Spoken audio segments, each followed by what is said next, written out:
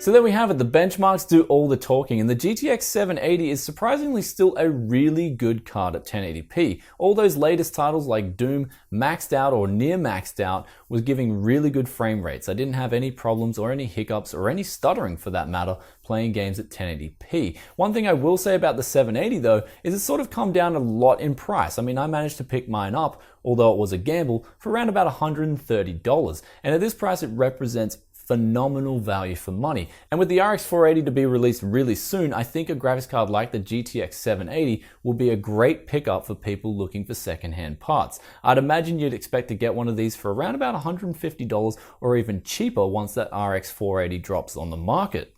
So what about the E5-1650? Well, that CPU still to this day is absolutely amazing. I was surprised at how snappy it was. It's a really responsive CPU. It also overclocks and it will do well not only in games, but also productivity if you throw the tasks at it. I was actually impressed by the value for money that this CPU has to offer. The one thing to keep in mind with some of these Sandy Bridge bargain CPUs is that the motherboard, the X79 boards, are still very expensive. I mean, I picked mine up for around about $150, and that is pretty damn expensive when you compare it to something like a B85 or something that's even latest and greatest that's only around about $50.